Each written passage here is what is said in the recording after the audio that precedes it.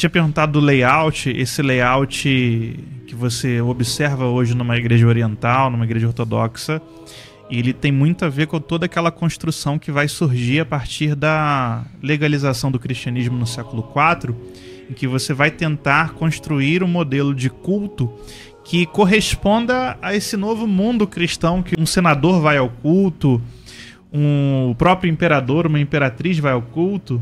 Então, a partir do século IV, você tem toda uma transformação na liturgia para transformá-la num mega evento. Aliás, o próprio nome liturgia significa obra pública, algo que você faz em prol da comunidade.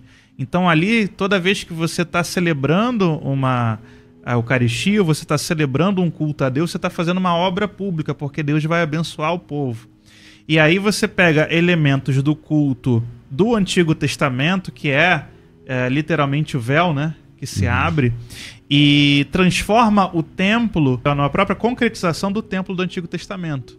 Então, lá atrás da cortina, né, atrás do véu, você tem o sacerdote fazendo a primeira Eucaristia, né, que seria fazendo o primeiro sacrifício, e aí o véu se abre, ele leva esse sacrifício para o povo. Muitas então, vezes na igreja ortodoxa é um montoado de ícones, por exemplo, que eles colocam também. Sim. A iconostase. O que a gente precisa entender é que essa transformação ela vai pegar elementos do culto do Antigo Testamento, do Templo de Israel e do culto levítico, vai pegar elementos do culto ao imperador mesmo, né? Porque a única religião que Constantino acabou foi o culto a ele mesmo. Porém, esse culto ao imperador se transforma em culto ao Pantocrátor, Jesus Cristo, o imperador do universo. E também elementos cristãos, principalmente retirados do Apocalipse.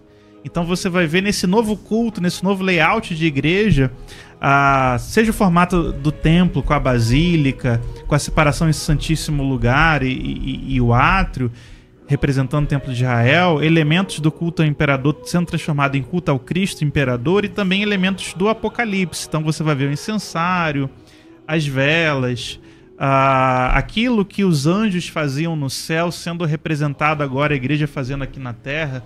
Porque agora, se antes o culto da antiguidade era oração, pregação e comunhão e edificação mútua, agora o culto a partir do século IV, V, VI, você precisa sentir o céu na terra. Você precisa entender que agora está concretizado o reino de Deus. E o templo, que agora vai passar a se chamar igreja com o tempo, né? Antes a igreja é congregação, é reunião. Agora o templo ele vai se confundir com o prédio com a igreja.